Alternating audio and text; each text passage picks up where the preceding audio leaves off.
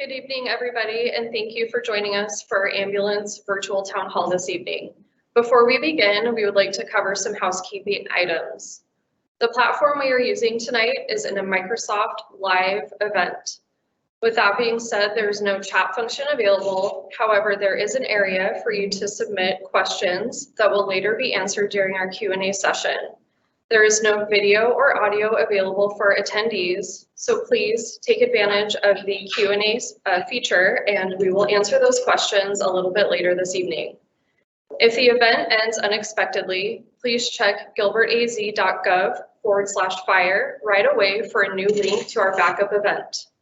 Each event has an individualized link. If the event ends due to an error on our end, you will not be able to use the same link. You will have to use the new backup link. If you accidentally leave our event, you will be able to rejoin with the original link. There will be a short Q&A session at the end of this event. Thank you to everybody who submitted their questions ahead of time. And again, please feel free to submit any new questions at any time throughout our broadcast. We will answer as many questions as we can in the time that is available. We will see you guys in a few minutes.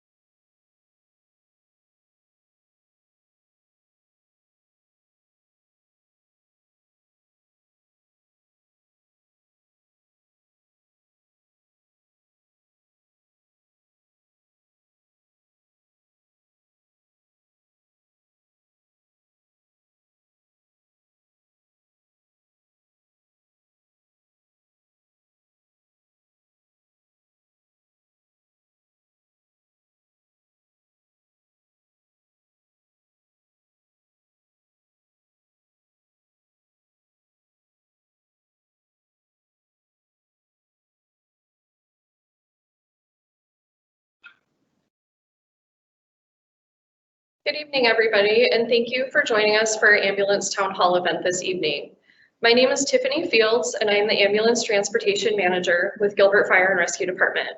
With me this evening, I have Fire Chief Jim Jobush. Good evening, everybody. It's good to be with you tonight.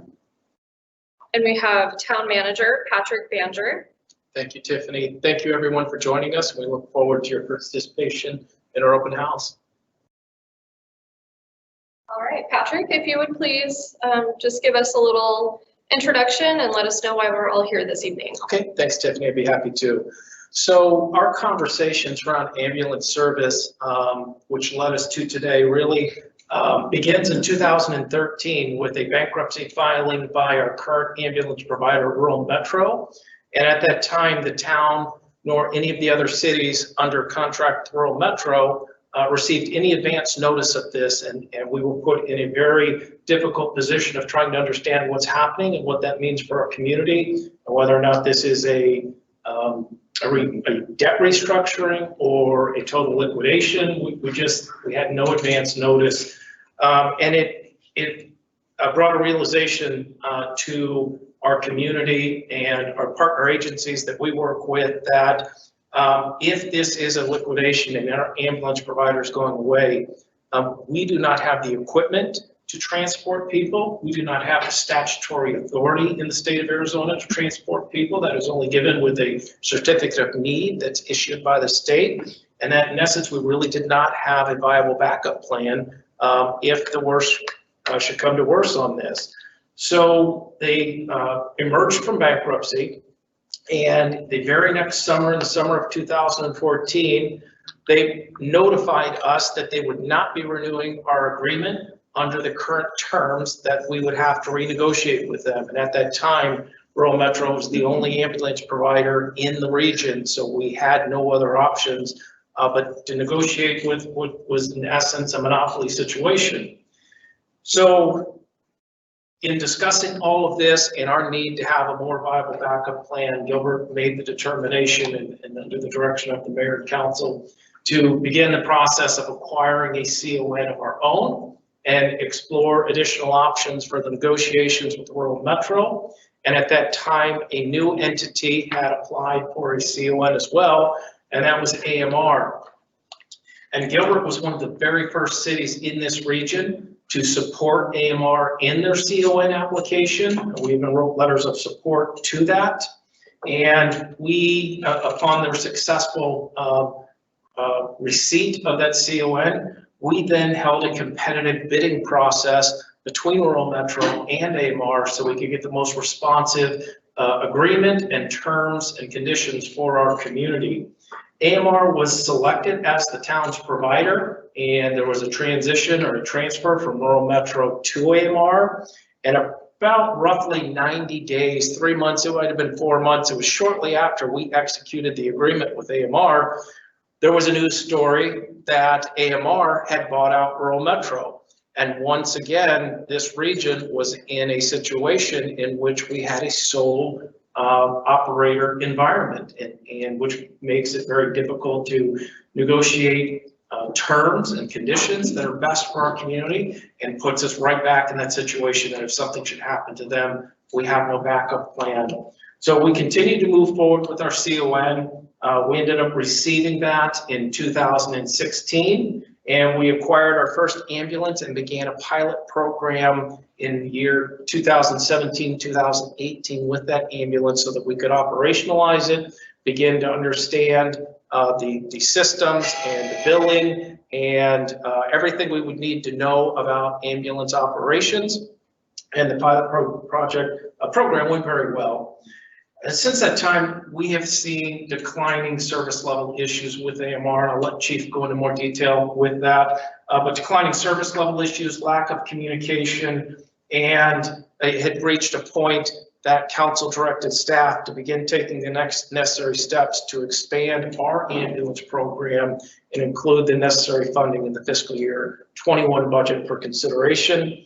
And over this 7-year period of time that I just described, we've had over 40 touch points with council through private executive sessions, through one-on-one meetings, as well as various discussions during budgeting times for the necessary equipment to acquire and actions to be taken as part of CON applications and other matters. So it has been a long journey with a lot of work and research that's went into this, that's led us to this point today, where we believe it's in the best interest of this community to expand our ambulance service so that we can provide the fastest possible response times with the best trained and qualified staff to handle the needs when people make the most important phone call of their life. So with that, I'm going to turn it back over to Fire Chief Jim Jobish, and he will take it from there. Thank you, Patrick. Thanks again for joining us this evening. I have a presentation I'd like to provide to everyone that's watching. It gives you a little background on where Gilbert has come with as far as ambulance service is concerned, also why we're here, a little bit more information as Patrick has already alluded to, and then the proposal that we have before you and to our council of what we are recommending for the future of ambulance service in Gilbert.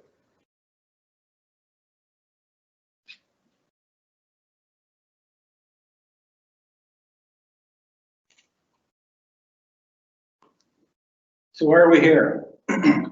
Patrick's already explained a little bit of background on this, and as he mentioned, we've contracted for many years with private companies. We've had Southwest Ambulance, which was acquired by Rural Metro in 2011, and then we had the bankruptcy that Patrick also talked about. And as we've gone through this process and seeing these events take place, it created great concern for us, and we're really concerned that it could be as bad as the private providers ceasing service in the area. And we've seen this happen in other parts of the country. And in contemplating the reality of that situation, we knew that we had to evaluate what would happen if the service to our residents ceased or was degraded in a serious way. So we knew there was a major vulnerability, had to be addressed, and that we needed to protect a critical line of service. And for us, this is a critical line of service. This is a continuation of the treatment that we start with the patient as they're being transported to the hospital. So we took some action from the beginning and developed an approach that we thought would create a safety net for Gilbert and also set us up to be there in case there was a degradation of service. And so to protect the citizens and reduce this vulnerability, we ended up taking a two-pronged approach. As Patrick mentioned, we reached an agreement with AMR in 2015, and then we were awarded our certificate of necessity from DHS in 2016. And the certificate of necessity is required by the state of Arizona for all ambulance providers. And one of the factors in obtaining a CON is determining whether there is need for additional ambulances in the area. So by approving and subsequently renewing our CON, DHS has acknowledged the need exists for Gilbert to operate the ambulances. So in addition to the vulnerabilities that we've dealt with for several years, there are still some that exist today, even with the changes that we've taken on. And they create a position of instability for us and the community. And there's always the possibility of another private sector monopoly. We've seen this occur twice in the last few years in Gilbert or in the region, and that's always a possibility to occur again. And in fact, it is a pretty commonplace in the ambulance industry. And speaking of the ambulance industry, there's continuing uncertainty with the industry that makes it tenuous for us to be able to contract with a private provider and for them to be financially stable in doing so. And whether it's a private provider refusing or rejections by the Department of Health Services, the Health Services, it's increasingly more difficult to negotiate contracts. And when we negotiate contracts, we try to get what the best terms we can for the community. And I know this has been a question that's been asked since we raised this proposal. And we have, for years, negotiated good contracts for Gilbert. The problem is that we're very limited in what we can do. The private providers don't have to bend over backwards to provide us great service because they know they hold a certificate of necessity for the area, and they can always throw their hands in the air and say, we're not going to negotiate. And this recently occurred with a West Side city. And then even if we have a favorable contract and have the terms that we want, oftentimes DHS will reject those or require additional information because of their concerns for the impact on rates of the private provider. And that has become increasingly the problem. And as an example, we started negotiations for a new contract with AMR last August, and the contract was just approved by DHS a couple of months ago. So it's been a lengthy, difficult process. If we continue to solely contract with a private provider, it could put our own certificate of necessity at risk. We need to be able to prove that the need exists in Gilbert and it continues to exist in Gilbert. And I'll talk a little bit more about that in a few minutes.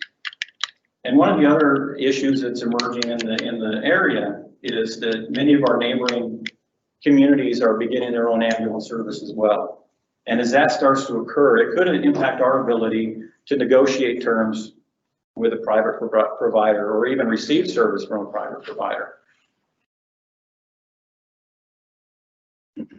Additionally, acquisitions and mergers involving private providers add to the vulnerability that we're experiencing. As we've experienced these mergers and the acquisitions, they usually lead to some kind of leadership change within that company, and then that impacts services and relationships. Under the private provider model, Gilbert has no control over billing rates, staffing, hiring, and very little influence on service levels, response times, and training. We've long tried to ensure that Gilbert residents receive equitable ambulance service, and just as they do with our other emergency services. And despite our efforts to have the current provider address the issue, there is still inequity that exists within Gilbert and primarily in our southern and northeastern portions of town. So as an example of that, during the period of May 1, 2019 through April 30th, 2020, we identified a troubling gap in the level of service. And what we found is that there were 333 incidents in which AMR failed to meet the contractual requirements in the agreement. And of that 333, 79 of those were what we call code 3 calls. Those are life-threatening calls, such as a cardiac arrest, a stroke, a drowning, or other serious injuries and illnesses. 254 were what we call code 2 calls. And these include difficulty breathing, diabetic emergencies, falls, and most other injuries and illnesses that we encounter.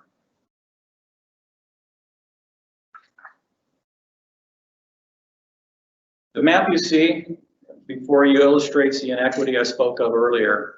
And of those 333 incidents that I just talked about, you can see the percentage of that 333 and how it breaks down in our response zones. These are areas that we break the town into to monitor our own responses and our calls. And what is especially troubling about these numbers is if you look at two areas in town, the northeast corner and then the southern, very far south part of town. In that northeast corner, 22% of the 333 calls, or 79 calls, were beyond the requirements of the response times. And then in the southern part of town, 13% or 44 calls exceeded those contractual requirements. Looking at this, we believe this is an unacceptable situation, and it's not one that's easily remedied through contract negotiations, because we've tried that for many years to have the contract designed in a way that held the contractor responsible for providing equitable service throughout Gilbert, and it just does not occur.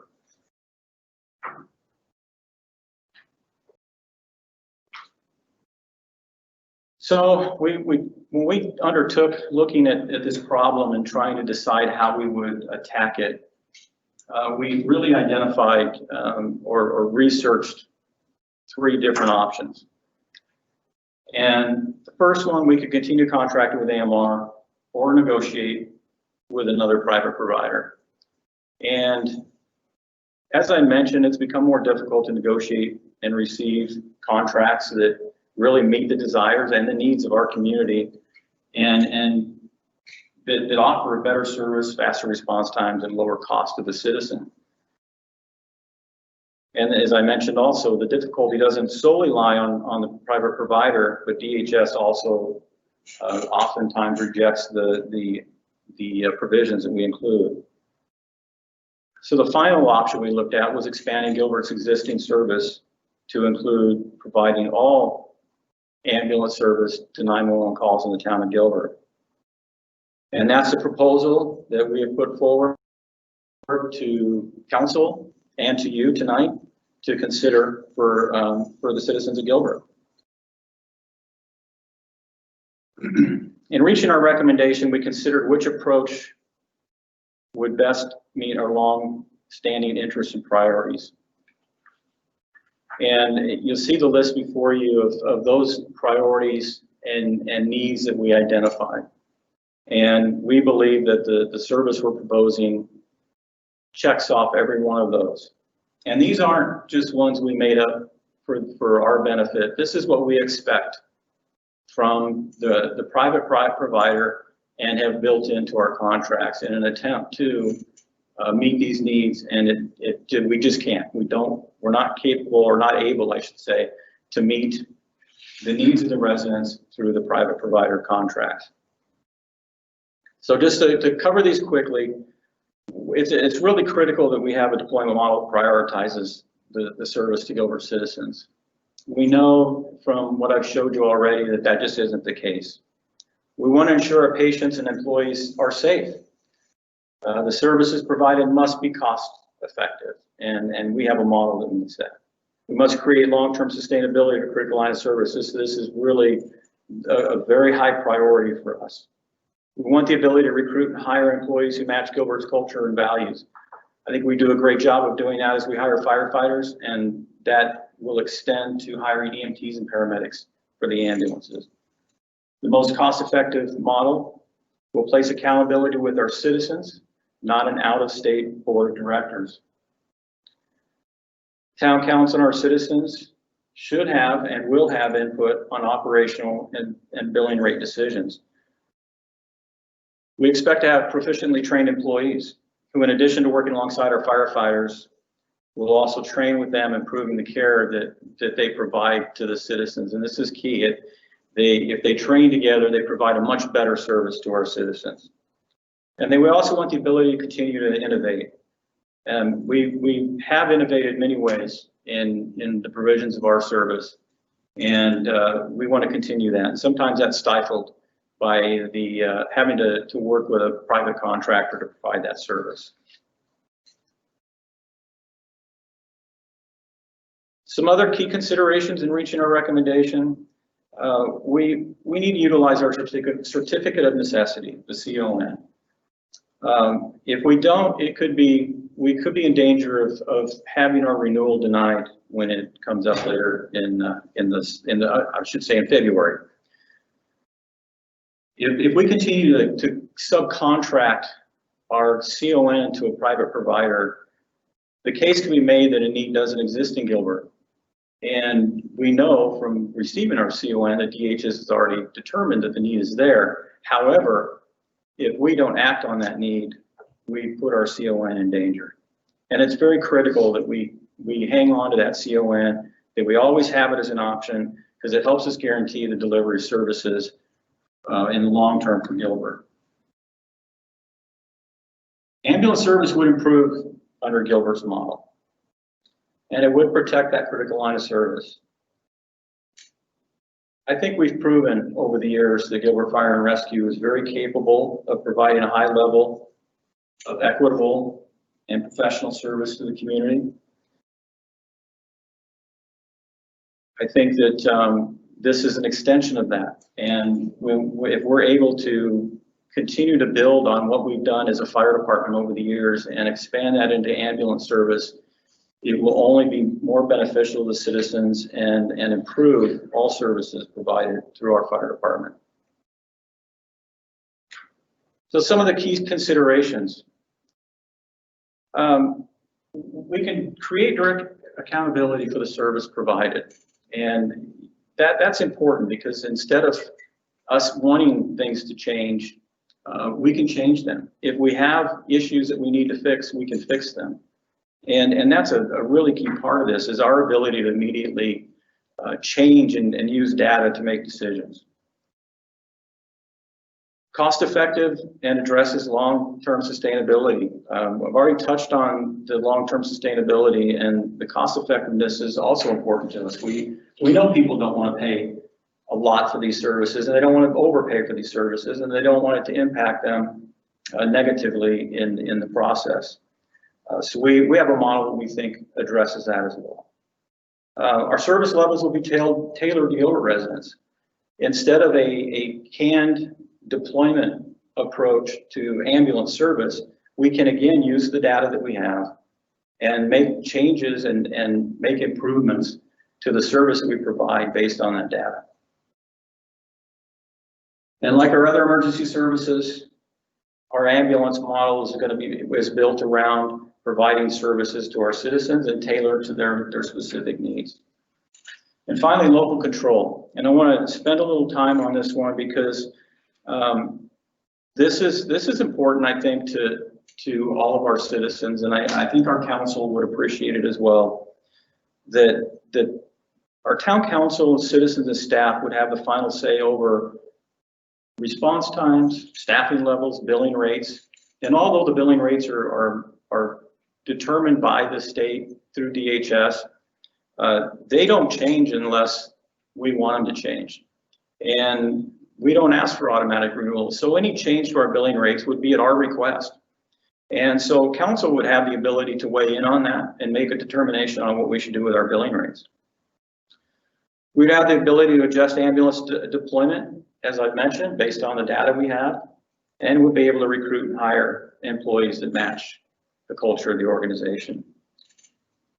And an important note, I've already mentioned it, that the training is very important to the continuity of care that we provide to our citizens. Our EMTs and paramedics on the ambulances will train alongside our firefighters to the same standards, to the same protocols, so that they work hand in hand when they're on the scenes of emergencies.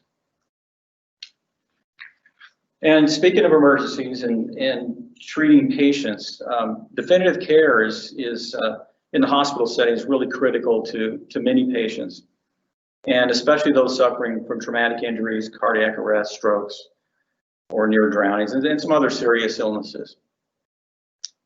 And in these situations, minutes count. And the difference between full recovery and a long-term deficit or death often depends on the rapid response and transport by an ambulance. And Gilbert's deployment model that we're proposing will place ambulances in the best locations to provide rapid response. And not just the first few ambulances, but any ambulance that needs to come either as a second ambulance or cover some other ambulance's response area. In addition to rapid response, patient outcomes are impacted by the level and consistency of care provided by the responders. And again, under this proposal, the continuum of care would stay with us from the time we receive the call until the time the patient is turned over to the hospital staff. Our employees will be providing the care to the citizen. And with great pride, I can say that Gilbert Fire and Rescue already provides a very high level of skilled medical care to our citizens.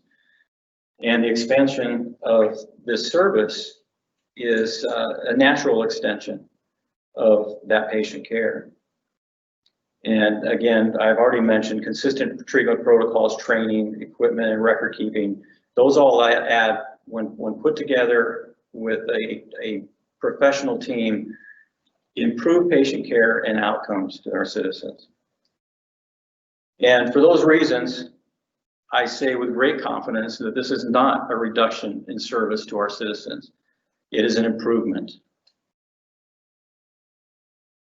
So I'll talk a little bit now about billing rates. And as I've mentioned, they are regulated and determined by the Department of Health Services, and they vary by the CON holder. So they can be all over the place as far as who charges what and for what services. So in this case, as I mentioned, that we ask for increases. We don't receive automatic increases. And so our rates are what they are until we determine or council determines that they want to change them. And as you can see from the chart in front of you, our billing rates are currently lower than the private provider that currently provides service in Gilbert. In fact, our rates are the third lowest in the state of Arizona of any CON holder. Ambulance providers are also allowed to bill for services provided when there's not a transport that takes place. If the patient is not transported to the hospital, they could still receive a bill. And sometimes these bills can be as much as if they were transported. And we've been made aware of several of these instances, and we do not, with the current level of service that we provide with the one ambulance that Gilbert Fire and Rescue has in service, we don't bill for any patient care that does not include a transport to the hospital. So again, that would fall under the billing rates you see in front of you. The other thing that you'll see is that we don't charge for supplies. We are allowed to charge for supplies, but Gilbert does not. If we choose to, this will be something that, or if we ever wanted to, this would be something that council, again, would have the ability to weigh in on and determine if we wanted to move forward with billing for supplies. We believe as we provide the service, the supplies are, again, a continuation of the care that we provide to the patient from the initial response with our firefighters. Also, you see quite a difference in the mileage that's charged. we can charge by mile, the rates you see there. So when you add all that together, the minimum savings for a patient in the difference of these two rates is $47. But practically, the actual savings is much higher than that, and probably in the hundreds of dollars. And so there is definitely a cost-effective benefit to our citizens with Gilbert providing the service.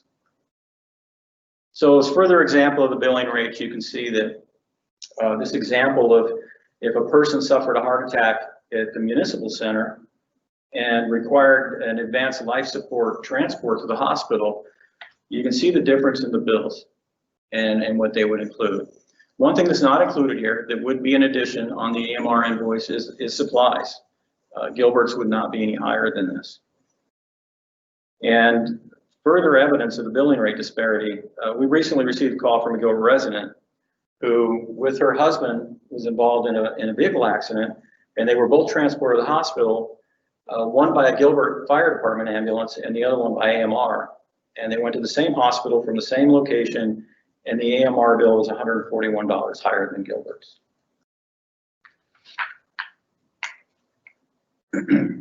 One of the biggest complaints that we've noticed when it comes to private providers is the lack of customer service after the call.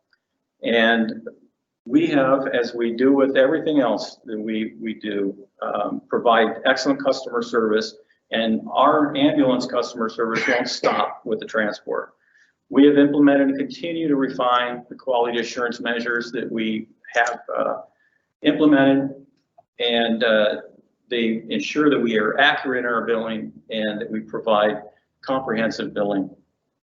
And and that's significance to the patient or other responsible parties that may receive a bill. And if they have a question about a bill, they can actually talk to a Gilbert Fire and Rescue employee, not a third-party call center. We think that's a great advantage to our citizens if they have questions. So now I want to talk a little bit about our cost and revenue projections. And I want to make something very clear that this service is solely paid for by the users. It will not result in a tax increase. And as has been suggested by some, Gilbert will not lose millions of dollars providing the service. There is an initial investment for ambulances and other equipment and supplies that through the revenue will be recovered within the useful life of that equipment, which is, we think will be approximately 8 years that we'll get out of that equipment. And our projections are developed off of our own experience. When we first started looking at this service, we only had our pilot program to look at to really understand what was going to happen in Gilbert. But now that we've had our own ambulance in service, and we've had more time to look at the data and more time to explore how to implement and run this service, we've been able to refine our projections. And based on the expertise that we've put into this and the experience that we've put into it, you can see the updated projections that reflect not only covering the cost of the service, but having a net positive revenue at the end of the 8 years, which then can be reinvested into replacing or refurbishing the equipment that we'll buy initially. So just a few additional key considerations. Who can do it better, faster, and cheaper? The answer is the town of Gilbert Fire Department. I'm proud to be able to say that our department can provide a higher level of service and a more consistent level of care to our citizens, and with faster response times and a lower cost. And we think that that is a major benefit to our citizens. And we take the vulnerabilities very seriously. We have for years, and we now believe that this is the best approach for the town of Gilbert. We've been researching this for years, since 2013. We have engaged town council members many times on this matter. We explored all options available to us, and I covered some of those earlier. And we tried very hard to avoid delivering the service ourselves. But unfortunately, we're at the point where none of these options protect the long-term critical care of the service or critical line of the service. And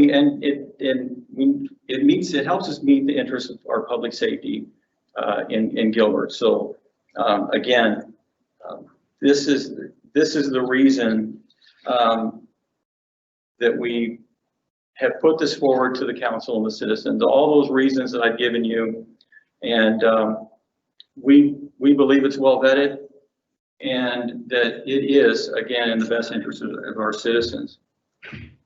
And as I show you this chart one last time, I can say without hesitation that the ambulance service that will be provided by Gilbert Fire and Rescue is the only way to meet these priorities and needs.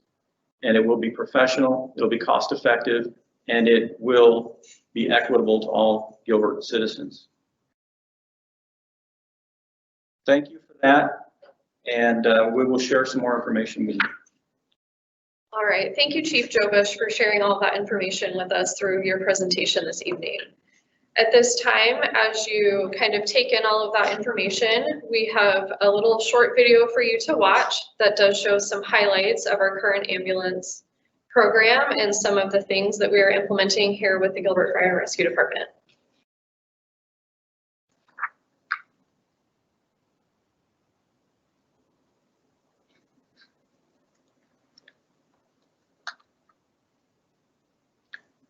My name is Cheryl Ledwick. On May the 16th of this year, 2020, what a year it's been, we were on our way home after doing an incredible ride. We were both on the motorcycle, and a teenage girl ran a red light. Our bike broadsided her car, and we both went over her SUV and landed on the other side. My husband and I both were taken to the same hospital in separate ambulances. His was a private company. Mine was Gilbert Fire and Rescue. The guys were incredible. They were absolutely incredible. The ambulance bill, I was really amazed because Gilbert Fire and Rescue was definitely lower. It might not sound like a huge difference, but you could tell that, I mean, there was a difference from the same locations. My name's Matt Kennedy. I'm firefighter with Gilbert Fire and Rescue. We're looking at expanding our service delivery to the citizens of Gilbert by adding an in-house ambulance transportation division just to provide the best possible service and outcomes to our citizens that we can. I think it is an ultimate benefit for us as the first responders and to the citizens. A big part of what we do is we have tools and equipment on our truck. That allows us to have the same exact equipment across the board on every responding apparatus. And we know what's going to show up when that ambulance arrives on scene. So familiarity with equipment is huge. We have the exact same charting system. So our electronic PCR or patient care reports, we can start the call on our end on the fire side, and we can just transfer that patient care report right over to our transportation unit, and then they continue that on to the hospital. And our fire units can go back in service, I think is a huge benefit, especially when minutes count. Another part of that is training. We're all on the same playbook. So we're not operating on different protocols. We all have the same exact training. We all have the same expectations from our organization and our medical direction for the ultimate goal of providing the best care to our citizens. My name is Derek Jordan. I'm a civilian paramedic with Gilbert Fire and Rescue. I've seen some of the best patient care provided by the individuals that work here. We had a lady who had fallen. She was actually cooking dinner. The stove was on, the fridge was open, and there were groceries out. And she was being transported for possible fractures. With her permission, I went back, put those away, cleaned up her floor, locked up, make sure everything was safe. The biggest thing is that working for Gilbert Fire and Rescue and working for the town, I'm empowered to do that. The unique ability to service all of their needs, not just their immediate medical need. It gives a lot of comfort knowing that they're always there, but it gives even more comfort knowing that they have the standard of training and care that I know that they have.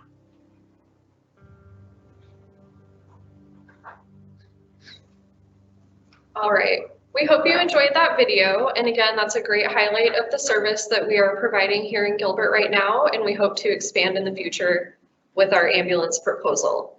So now that the video has concluded, we will be moving to a Q&A session.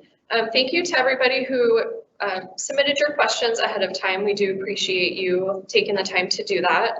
So tonight we will be rotating through some of the questions that were submitted ahead of time via social media or the town website, and then we will also go to some questions that are being submitted through our Q&A panel here on our event. So with that being said, we'll go ahead and get this started. Our first question that we have is Chief Jobush touched on a lot of information during his presentation.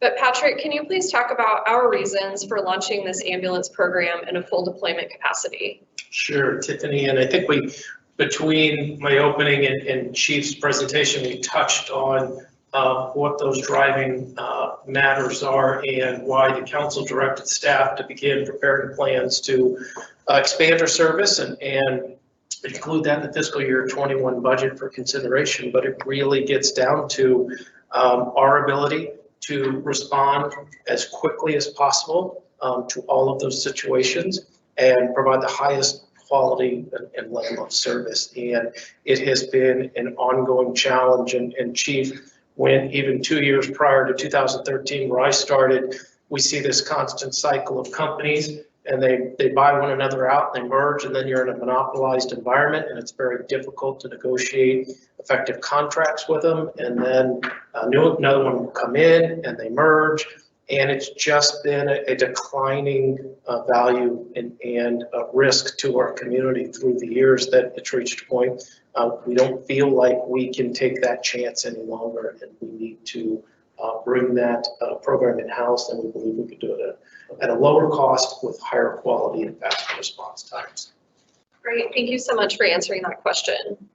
Now we'll go to a question that was submitted in our live Q&A. Have there been any challenges with the current COVID situation? If so, how did you overcome them? And as a note, God bless all of you and thank you for what you do. Chief Jobush, would you like to answer that one? I will, thank you. That's a great question, given where we're at today and what's occurring in our communities. Obviously, we're not immune to the dangers of the COVID virus. We have taken steps to not only protect our employees as they respond in the community, but to protect our patients as well. And we've taken steps to make sure that we have the proper protective equipment for our employees. We also provide that protective equipment to some of our patients. We've taken steps in our treatment protocols. They've changed quite a bit through the months, and it really has become a completely different approach to how we treat some of our patients and how we respond to calls. We still provide a very high level of treatment to our patients, don't get me wrong. It just, there's an extra guard that's up now because of COVID. And in addition to that, we've taken measures in our fire stations to ensure that our firefighters are wearing masks in the stations, are deconning their equipment, are disinfecting the inside of their stations, and we are also testing some of our employees that have come in contact with others who have COVID. And again, like the community, we've experienced some of our employees having been affected by the virus and having to take time away from work. But the bottom line is with our employees and with the citizens is to keep them all safe. All right, thank you, Chief. So we will go to another question that was submitted ahead of time. And that question is, I want an ambulance that shows up as quickly as possible. If Gilbert provides the ambulance service, will your response times be faster? And what data or information does the town have to support this? Again, Chief, would you like to answer this one? I will. So we've developed a model, and I talked about data before, that provides 6 ambulances through the community. This is an increase in the number of ambulances that is provided today through the private provider. And they determine that ambulance number, we don't. And they will be stationed throughout the community based on the data that we have on where the calls are at and where they're most useful as far as their placement. And in doing so, it ensures our response times will be low and within the acceptable levels that we've set. They will be rapid responses, and they will be in time to provide the best treatment and outcome for our patients. And again, using data, we'll be able to immediately change that deployment if we need to, if we see that there are issues popping up in the community, such as I showed earlier in the presentation. If we see an area of a town that we have an issue in, we can immediately change our deployment to address that situation and again, provide an equitable service to our citizens. All right, thank you. So we'll go to another question that was submitted in our live event. In light of the current contract the town has with AMR, what is AMR not doing that they should be, if anything? It is important for our town staff to hold them accountable and renegotiate that contract if needed. How are they not living up to the written contract? Well, in the presentation that I provided, I gave some examples of some response time issues that we're experiencing with AMR. And in light of the contract that we have, they technically meet the requirements of the overall response time, but when you break it down to the areas that I showed you, you start to see the breakdown in the individual response times, which is very concerning. So as far as the holding them accountable, we do hold them accountable. We have provisions in there to hold them accountable, but what will happen is we'll get an immediate reaction to the positive, and then we'll be back to the negative in a few months. And as we negotiate these contracts, it is difficult to get all the provisions in there that we want or that we need for our community that we think are in the best interest of our citizens. And it's not as easy as sitting in a room and saying, I want this and you better give it to me or I'll go somewhere else. That just isn't possible. And the environment that we work in with the CON process, with the ability for a private provider just to walk away and not negotiate and still hold on to the CON and really still provide the service, but at a much lower level, we don't have a lot of negotiating power. We don't have much leverage to get additional things into our contracts. So there are other areas within the contract that we deal with. Training is a big issue. We also have the problem with we have a separate agreement with our station where they are leased station space, and we continue to have issues with who they bring in and how they use them and how they're trained. So there are a number of issues that we've addressed and tried to deal with, but again, we'll get a reaction to the positive, and then it becomes negative again in a short period of time. And this is just not sustainable for us to have to constantly work in that environment. Tiffany, could I ask a couple clarifying questions from our chief? Sure. Chief, there are also things that are outside of our control that are dictated by the state, such as I think you mentioned cost and overall response times they have to hit blended across the entire region. They have a CON for. It's not, it's difficult when you're in a sole provider situation to negotiate terms as we've experienced through the years. We often find ourselves in, but there are also things like cost. We have no ability to control that or try to contract for a lower cost and price point to our residents. Is there anything else that's not within our control now through a contractual environment that would become in our control and direct accountability to our council? Well, I think response times and deployment would be two of the biggest parts to that. Staffing would be another, how they're staffed and how they're trained. Yeah. We have a little bit of influence in that, but very, very little, because we don't have day-to-day contact with their employees and with them to do that. And as it relates to the response times and the contractual negotiations, we've tried for years to zone the town of Gilbert. And you mentioned the CON and how it spreads, their CON spreads across the entire Maricopa County area. So when they report to the state what the response times are, they blend them all to come up with that number. And on a smaller scale, that occurs in Gilbert as well for our contract. And we've tried for years to zone that so that we take that inequity away and so that they're required to provide the same level of service in all areas of town. And they resist it every time. And it's not something that we can put in there and just and hold firm to, because number one, they won't agree to it. Number two, it's highly unlikely that DHS would even approve it because they would see it as impacting the potential rates that AMR would charge. Jim, have we ever been successful with a private ambulance provider to get them to approach our community in that manner with zones? We did once with Southwest Ambulance, and that was a regional contract that we had with other entities, other fire departments in the region, other cities, and they immediately wanted changes to it, and we did make changes. We had to make changes, and then as that, when we started to negotiate again with Southwest Ambulance and AMR at the same time, Southwest was not open to remaining in that kind of an agreement for zones, and so they rejected it. But AMR is not. We have a regional agreement that includes Queen Creek, so they call them zones, but Gilbert's one, Queen Creek's the other. All right, thank you both for that.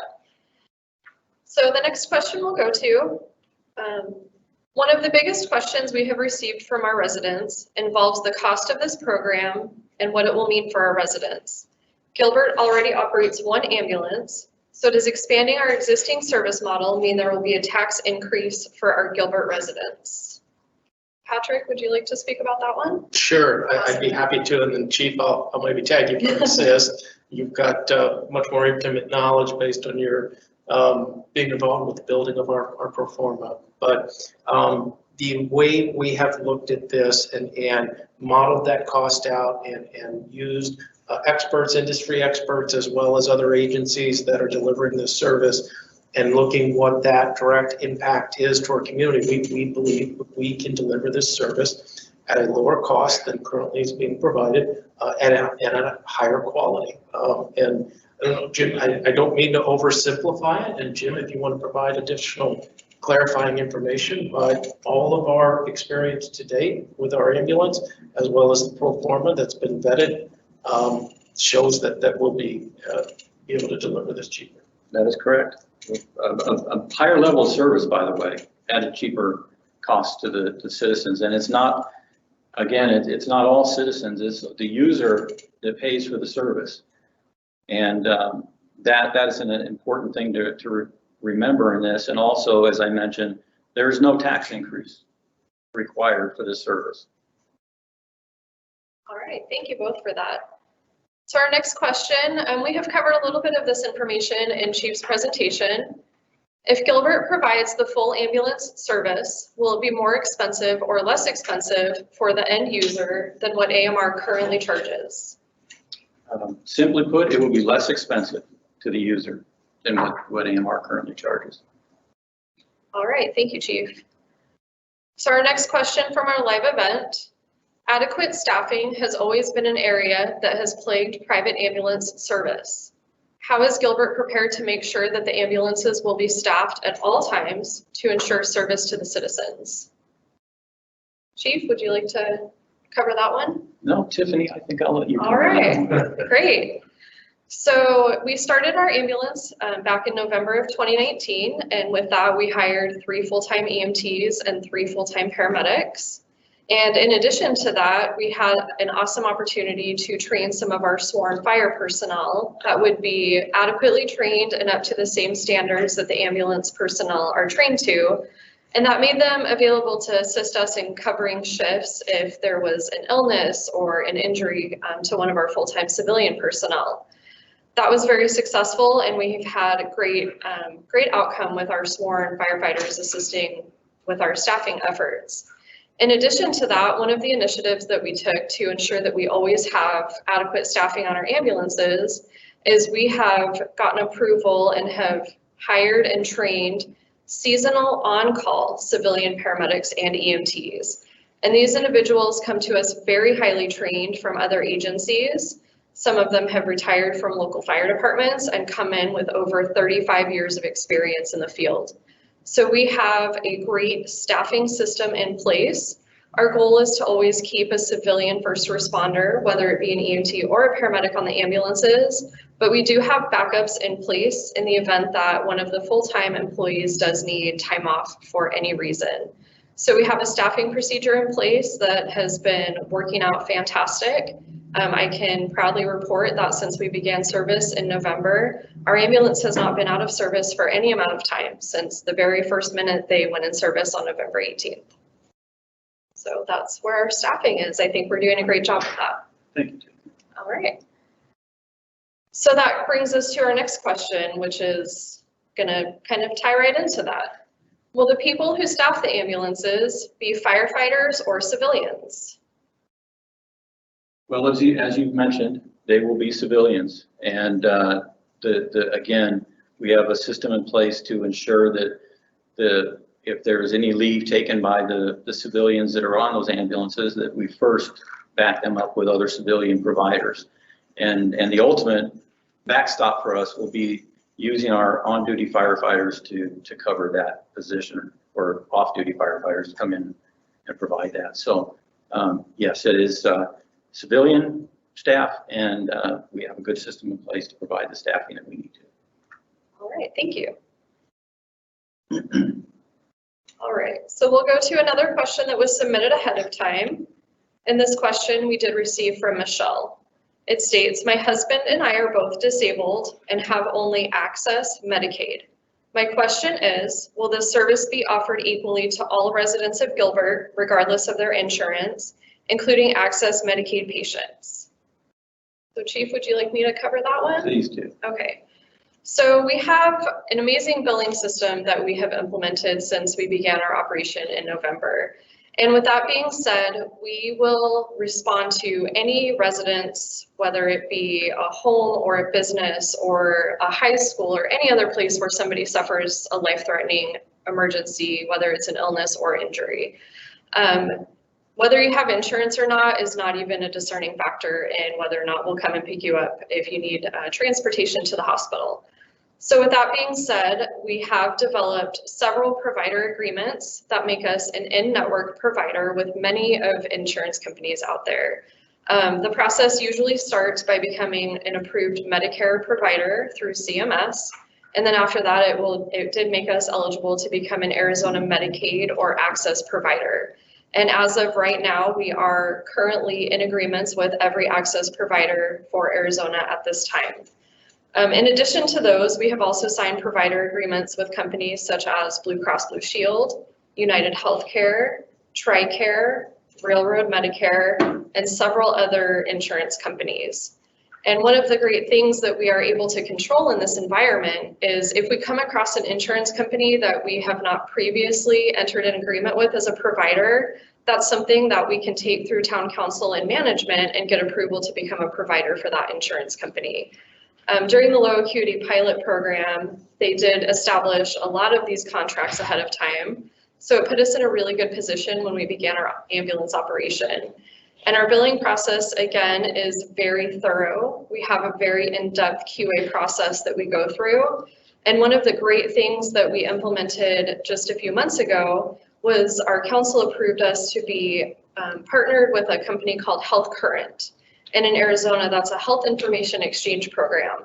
So in the event that you are so sick or injured that you're not able to provide that insurance information to us, we are able to go in through this portal and get that information and submit your bill on your behalf. So that kind of takes that frustration or extra steps away from the end user that uses that service, and we will submit that bill to your insurance on your behalf. And as Chief touched on earlier, one of the things that we have implemented is if anybody ever has a question about their bill for ambulance transportation, please give us a call here at Fire Administration and we will absolutely get you help with that. Any questions you may have, we're happy to help you with that. Chief, is there anything you would like to add? No, thank you. All right, thank you. All right, so we'll go to another live question. What will happen if all of the ambulances are being used at the same time and there is another call for help? Well, this is part of the process that we're working on right now. We do recognize that there may be times when we need to ask for help from others. and whether it's a significant incident or just a very busy time. And those agreements are underway, where we do already have a draft agreement being reviewed by DHS that we will provide to some of our neighboring communities and those automatic gate partners that we have. And we've already started those discussions with them, and they're open to those agreements. They obviously would benefit all of us to have them. And in addition to that, we'll be reaching out to discuss the backup agreements as well with private providers that have a CON for the area and are providing ambulance service in the area. And we will work on agreements with them to provide backup services as well. All right, thank you. So we'll go to our next live question. Hasn't AMR changed names again? I saw recently that they are now GMR. As a resident, listening to Chief and Mr. Banger, it concerns me that they restructure, are bought and sold, or just have new management so often. I think this would reinforce the need for the town to have their own ambulance service. Patrick, would you like to touch on that? Sure, and I'm not aware if they have changed names or anything's changed with their ownership structure, but I can tell you I've been here since 2011 and I've seen multiple changes and seen this firsthand where companies buy one another, sold, change names, management changeover. It seems to just be pretty consistent churn, and that's just in 9 years. And Chief, you may have a longer history with it than that, but that volatility and that uncertainty is certainly something that over 7 years in looking at all of our options and coming up what is the safest approach to guarantee this service to our residents, that is a major concern of ours. Chief, I don't know if you'd have anything to add to that. Yeah, the only thing I'd add is the GMR comes from Global Medical Response, and I'm not sure how the umbrella works with that situation, but I will tell you that every time that AMR or any company, any ambulance company acquires someone else or is acquired by someone, that it changes something. It changes the leadership, it changes their approach to the service delivery. It just adds uncertainty because you never know who or what you're going to get next. And you know, as you see with many companies, that if they aren't financially making ends meet, they figure out how to do that. And that's no different with the ambulance service. Even though they're providing a life-saving service to the citizens, it's still about the bottom dollar and their survival as a company. And that concerns us when we start to see constant changes within that environment. All right, thank you, Chief.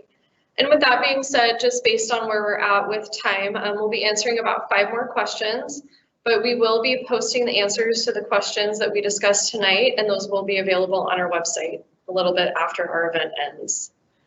So our next question, again from our live event: if a neighboring city is out of ambulance and asks Gilbert for one of ours, will they be sent out of the city? And will the opposite also be true if we need an ambulance from a neighboring city? Chief, you did touch on that a little bit, so maybe you could kind of talk about that agreement that we're looking at. Yeah, the agreement will allow us to provide service to each other. So if we are short on ambulances and we need one, or if it's a severe incident, you know, that another community may have an ambulance closer to, they could respond. That's the beauty of the automatic aid system in the area. We're dispatched by the same regional dispatch center. We're all on it. We all run the same calls. We're on the same radio system. And so the closest unit gets dispatched. When it comes to ambulances, at least in the short term, we need to take a different approach to this because there aren't enough municipal ambulances in the area yet to have a full-blown mutual or automatic aid system. But what we do have is enough for mutual aid. We do have the ability to, in certain instances, when it's in the patient's best interest, to have an ambulance from one city going to the other city. It's not going to be a free-for-all, and again, the system has a lot of building to do at the municipal level before we could ever get to something like automatic aid. But we do want to be able to back each other up and ensure that our citizens have service when they need it. right, thank you, Chief. So we'll go to a question that was submitted ahead of time. What have been the experiences of other cities in the Valley that have taken on the task of beginning ambulance services?